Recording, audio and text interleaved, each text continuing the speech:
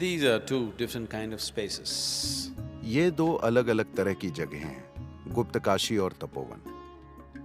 तपोवन में हो सकता है कि ज्यादा ऊंचाई में होने के कारण आपका सिर चकराने लगा। इस जगह को बहुत से दिव्य महापुरुषों की कृपा प्राप्त हुई है। वो जहां भी जाते हैं वहां अपने अंडे छोड़ देते हैं। यही उनके जीने का तरीका है। अब अगर आप अपने अंडे मुंबई या न्यूयॉर्क सिटी या कहीं और छोड़ते हैं तो लोग उसे कुचल कर चल देंगे, क्योंकि उनमें यह पहचानने की क्षमता नहीं होगी कि वहां क्या छोड़ा गया है। So the yogis also. तो योगी भी, ऐसे लोग जिन पर एक ऐसे आयाम को संभालने का सौभाग्य और बोझ होता है जो आम लोगों के अनुभव में नहीं है, वे जहां भी उठते बैठते हैं वे अपने अंडे छोड़ देते हैं। लेकिन वे हमेशा पहाड़ों पर क्यों जाते हैं? कुछ स्थान पवित्र स्थानों के रूप में इसलिए चिन्हित किए जाते हैं ताकि वहां वे अंडे कुचले न जाएं, बल्कि उनका अनुभव किया जाए और उपयोग किया जाए, ताकि उनसे कुछ उड़ निकले। तो वे ऐसे स्थानों को चुनते हैं। तपोवन ऐसा ही एक पक्षियों का घोंसला रहा जिसमें अनेक योगियों ने अंडे देना चुना। लेकिन अंडों का सबसे बड़ा संग्रह शायद केदारनाथ में है।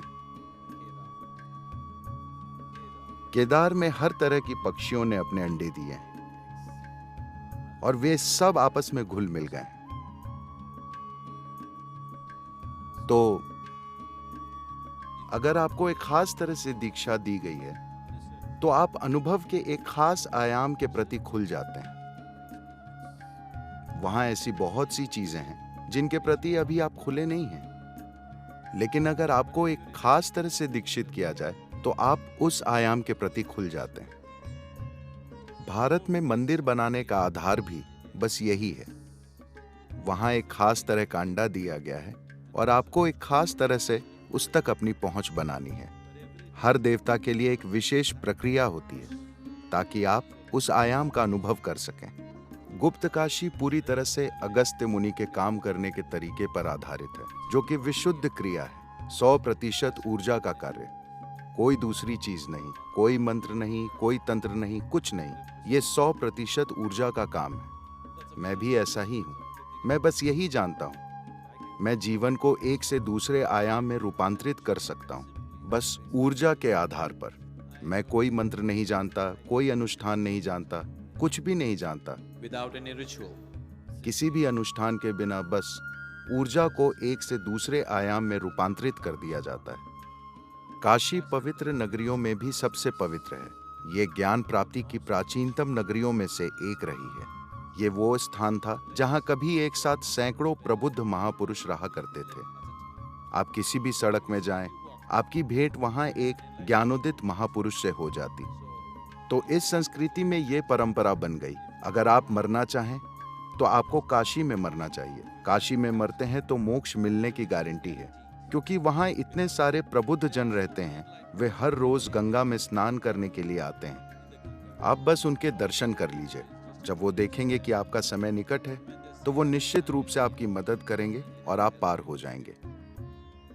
इसलिए आज भी यही माना जाता है कि एक उम्र होने के बाद लोग काशी चले जाते हैं और वहां मरने का इंतजार करते हैं। ऐसी परंपरा इसलिए बनी है क्योंकि हर पीढ़ी ने काशी में सैकड़ों प्रबुद्ध महापुरुषों को रहते देखा और यह स्थान ज्ञान प्राप्ति का महानतम स्थान बन गया। तो काशी का मतलब है कि यह पवित्रों में भी पवित्र है, तो वो मुख्य काशी है। आज सुबह हम जहां से निकले वो उत्तर काशी है। उत्तर काशी का मतलब है उत्तरी काशी। उस दिन हम केदार के बाद जहां गए थे वो गुप्त काशी है, यानी किसी को उसके बारे में पता नहीं चलना चाहिए।